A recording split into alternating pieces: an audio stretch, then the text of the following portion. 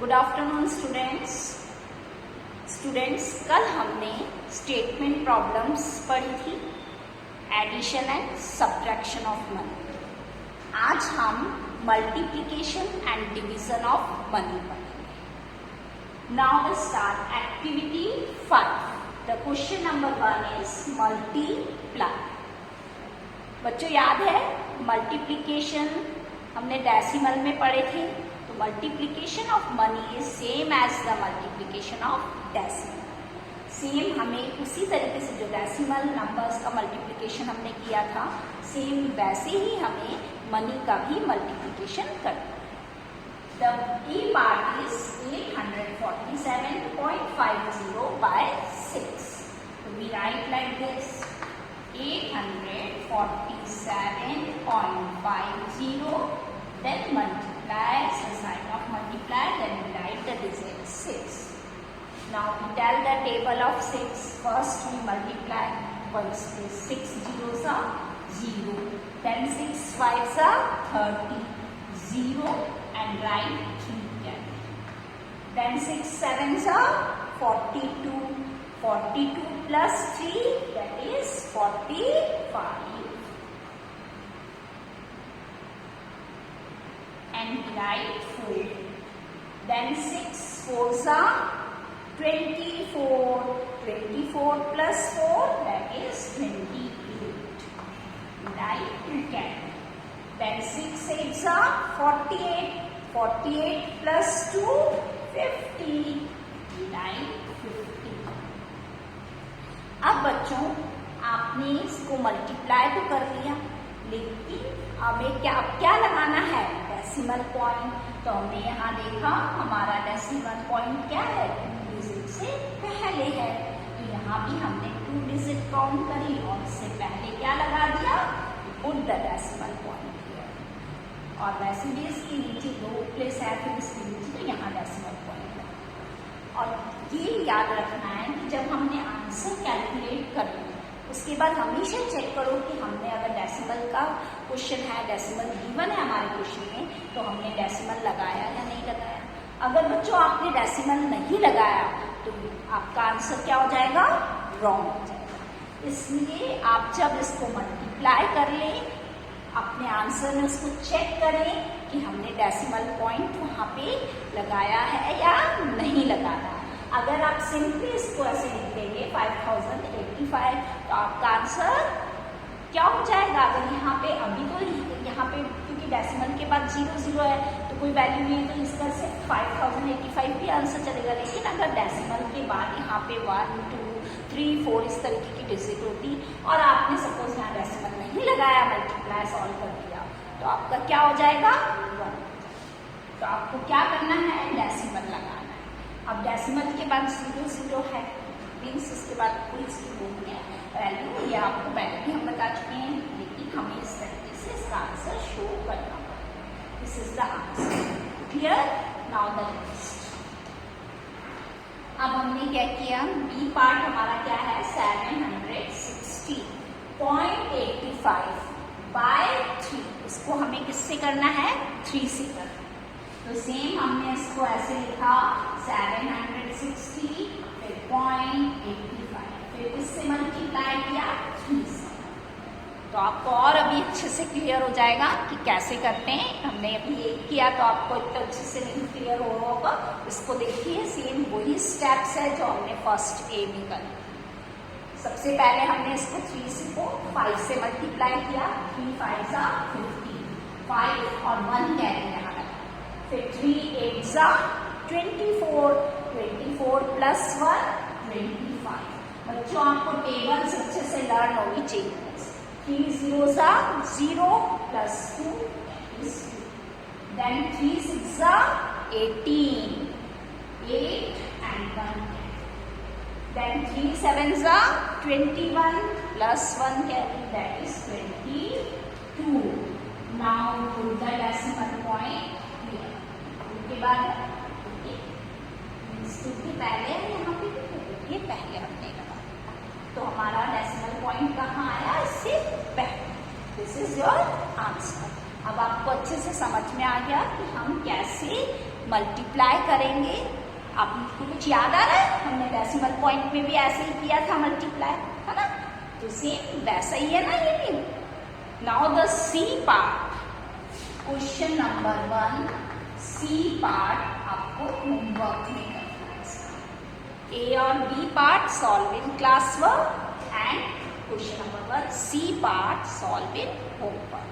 Now you see the second question.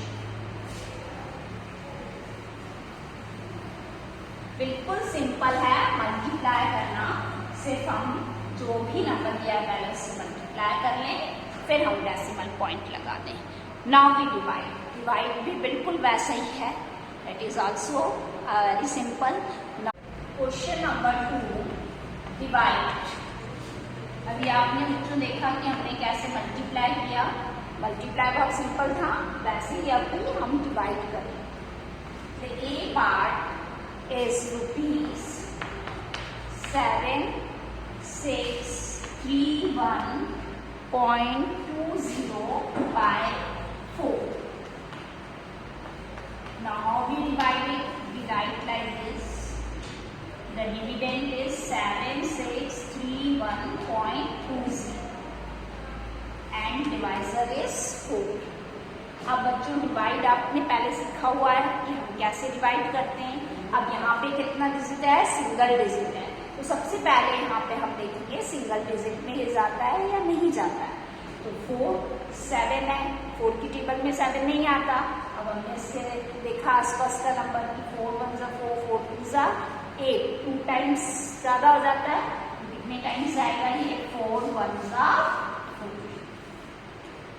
7 में से 4 गया 3, राइट 6, then 4 9s are 36, 4 की टेबल में 36 जाता है, then 0 0। अब हमने क्या किया? ये 3 यहाँ पे लिखा। अब हमने क्या देखा कि हमारा रिमाइंडर छोटा है डिवाइजर से, है ना? डिवाइजर हमारा बड़ा है और रिमाइंडर छोटा है। तो कितने टाइम्स आएगा ये हमारा? 0 टाइम्स। तो हमने यहाँ पे 0 लिखा, फिर 3, फिर हमने ये वाला 1 यहाँ लिखा। अब हमने क्या देखा कि कितने हमने टेबल बोली कि इसमें 4 की टेबल में 31 नहीं आता। इट मीन्स कितने टाइम्स जा रहा है? फिर से 4 7 28, 4 8 32, 4 हो जाता है। 4 7 28, 7 टाइम्स आएगा। देन 11 में से 3 एंड 3। अब हमारा ये क्या आया? डेसिमल पॉइंट है हमारा यहाँ। तो सबसे पहले अब हम यहाँ पे क्या लगाएंगे? हम डेसिमल लगा देंगे और उसके बाद हम ये 2 यहाँ पे लिखेंगे। अब कितने टाइम्स आ रहा है ये? 4 8 32। फिर हमने इसको सब्ट्रैक्ट कर दिया, फिर ये 0 यहाँ पे लिखा हमने। और अब हम देखेंगे कि हमारे 0 लिखने के बाद कितने टाइम्स ये हमारा जाता है। क्लियर? अब हमने इसको 0 यहाँ लिखा, फिर 4 0 0, ये सब्ट्रैक्ट किया तो हमारा रिमाइंडर कितना आ गया? 0 आ गया। इट मीन्स हमने डिवाइड करा इसको और हमारा क्वेश्चन क्या आया? 1907.80। तो इस तरीके से बच्चों आपको क्या करना है? डिवाइड करना है। Clear? Now you see the second B part.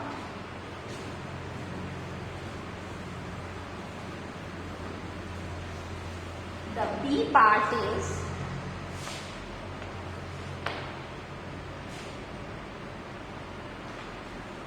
8341.30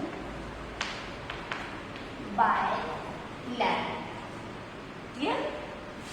Now we write 8341.30 here और 11 here. अब हमें 11 से देखना है। 11 की टेबल अब यहाँ पे कितनी डिजिट है? 2 डिजिट है। इट मीन्स सबसे पहले हम 2 डिजिट में देखेंगे। तो 83 आ रहा है इधर। 11 की टेबल में 83 नहीं जाता है, तो हमने क्या किया? आसपास देखा तो 11 7 77, 11 8 88, तो ज्यादा हो जाता है, इसलिए कितने टाइम्स आएगा ये आपका? 7 टाइम्स। 11 7 77। अब हमने सब्ट्रैक्ट किया 13 - 7 6 एंड ईयर 7 माइनस 7 0। अब ये 4 हमने यहाँ लिखा, फिर हमने 11 की टेबल बोली 6 टाइम्स मोर हो जाएगा, इसलिए राइट 11 5 55। अगेन बॉरो क्लियर से 14 माइनस 5 दैट इज 9 एंड 0। अब फिर हमने 1 लिखा, अब 9 टाइम्स फिर से ज्यादा हो जाएगा, इसलिए 11 8 टाइम्स आएगा, 11 8 2। फिर हमने सब्ट्रैक्ट किया 11 माइनस 8 दैट इज 3 0। अब हमारा उसके बाद क्या आ रहा है, यहाँ पे डेसिमल पॉइंट आ रहा है, तो हम यहाँ क्या लगा देंगे अपने क्वेश्चन में, डेसिमल पॉइंट। फिर हम ये 3 यहाँ पे लिखेंगे। अब हमें पता है 11 की टेबल में 33 आता है, तो कितने टाइम्स आता है, 11 3 33। अब ये 0 हम यहाँ लिखेंगे, देन 11 0 0। तो हमारा क्या आ जाएगा बच्चों, क्वोशिएंट क्या आया इसमें हमारा, दैट इज 78.30।